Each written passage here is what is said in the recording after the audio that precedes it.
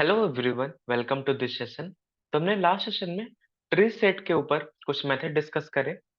हमने देखा कैसे इसमें हम ऐड कर सकते हैं और कैसे आइटरेट कर सकते हैं ओवर ट्री सेट। आज के सेशन में हम लोग देखेंगे अभी कैसे हम असेंडिंग ऑर्डर में वैल्यू को यहाँ पे स्टोर करा सकते हैं अपने ट्री सेट के अंदर। फिर हम एक ऑब्जेक्ट को भी स्टोर कराएंगे अपने ट्री सेट के अंदर। ठीक है। तो अभी एक इंटीजर टाइप का ट्री सेट है हमारा और उसमें कुछ वैल्यू मैं यहाँ पे ऐड कर रहा हूँ 21, 20 और 15। अब आपको पता है कि ये नॉर्मली जो बाय डिफॉल्ट है, ये इसके नेचुरल ऑर्डर है, उसके अकॉर्डिंग ये अरेंज होगा, इसमें स्टोर होगा। ठीक है, इसको मैं ऐसा आउट करता हूँ, यहाँ पे ऐसा आउट करता हूँ ट्री सेट को। तो इसका जो है सेंडिंग ऑर्डर है वही यहाँ पे बाय डिफॉल्ट रहेगा। यहाँ पे देखो 15, 20 फिर 21 इस टाइप से आ रहा है। अब मैं इसको चाहता हूँ कि ये डिसेंडिंग में यहाँ पे स्टोर हो। तो मैं क्या कर सकता हूँ, यहाँ पे कंपैरेटर मैं पास करूंगा। कंपैरेटर डॉट रिवर्स ऑर्डर करके एक मेथड होता है। ठीक है।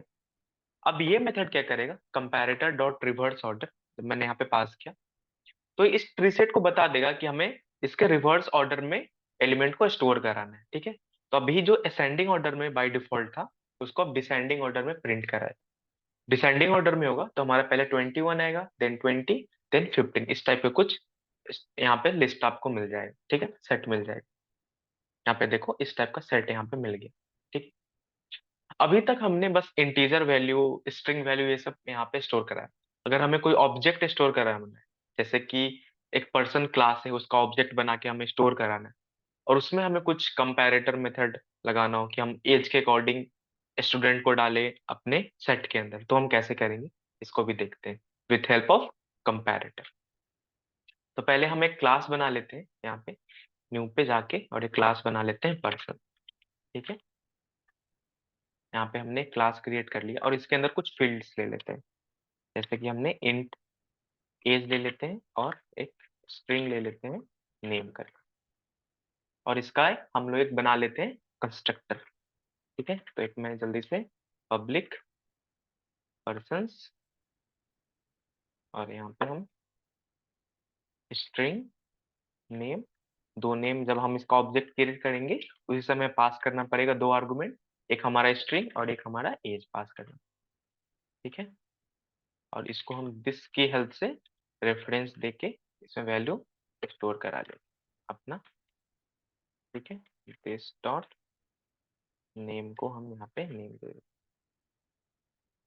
यहाँ पे हमारा कंस्ट्रक्टर क्रिएट हो गया। अब हमें एक कंपैरेटर बनाना है, कैसे बनाएंगे इसको उसको भी देखते हैं।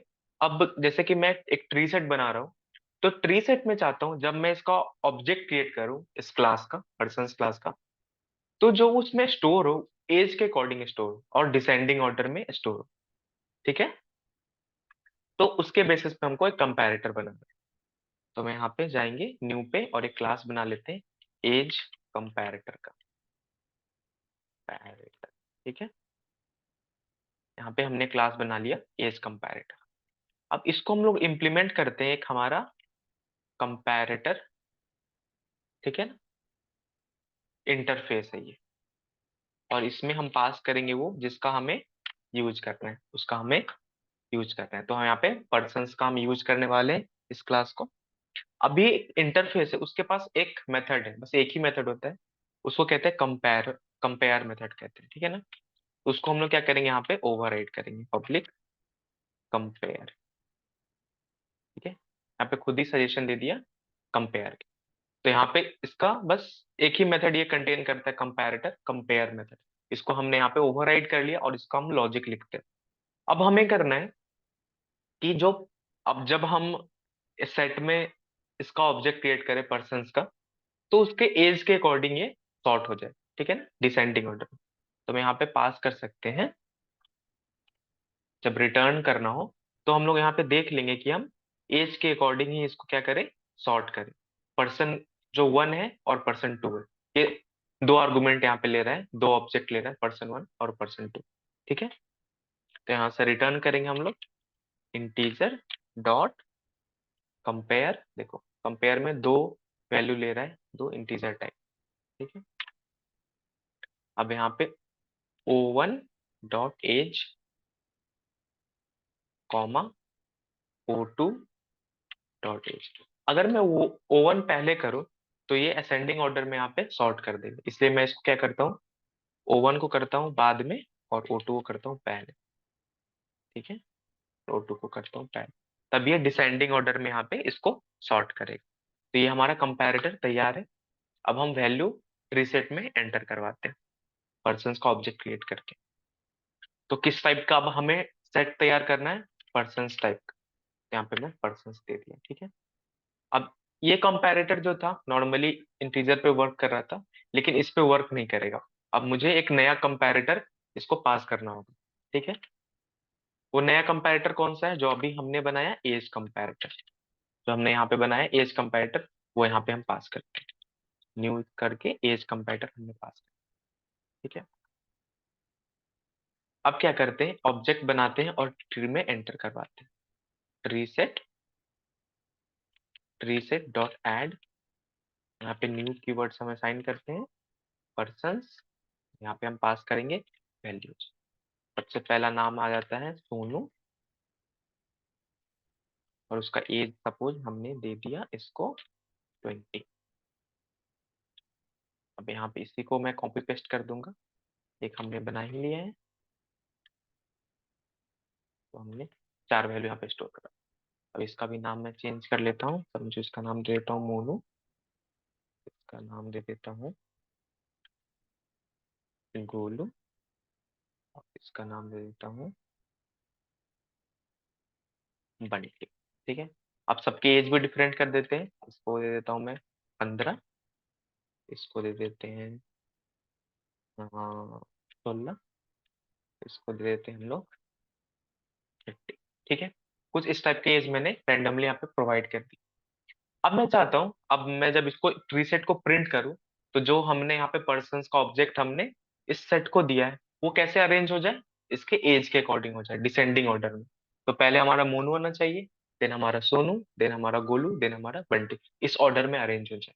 ठीक है, अभी अगर हम इसे प्रिंट करते हैं नॉर्मली ट्री सेट को, तो हमें इस टाइप का कुछ मिलना चाहिए, बट अभी जो ये देगा हमें कुछ वैल्यूज असाइन देगा, जैसे कि ये कुछ वैल्यूज दे रहा है, कॉम डॉट कलेक्शन, हमारा पैकेज का नेम है, देन हमारा पर्सन, देन हमारा ये कुछ रैंडम जनरेट हो रहा है नंबर्स, ये एड्रेस है।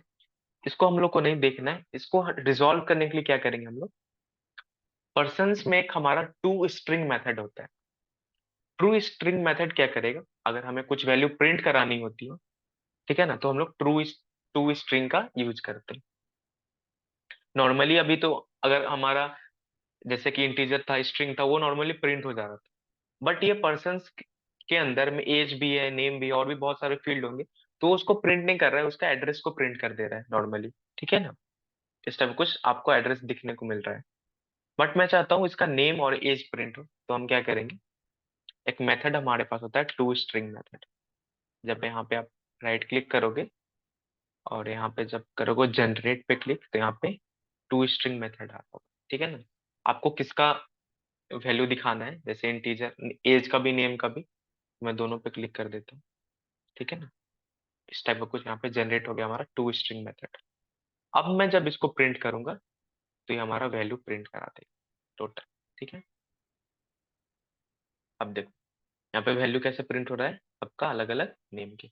अब ये डिसेंडिंग ऑर्डर में प्रिंट हो रहा है, पहले 30, देन हमारा 20 वाला एज का आया, देन हमारा 60, देन हमारा 15, इस टाइप से वैल्यू प्रिंट हो रहा है। अगर हमें असेंडिंग ऑर्डर में करना है, तो हम क्या करेंगे, इस कंपैरेटर में O1 को पहले कर देंगे और O2 को बाद में कर देंगे। ठीक है, कुछ इस टाइप से हम लोग ऑब्जेक्ट पे यहाँ पे कंपैरेटर यूज कर सकते हैं। तो आज के सेशन में इतना ही, मिलते हैं अगले सेशन में, तब तक के लिए बाय, थैंक यू।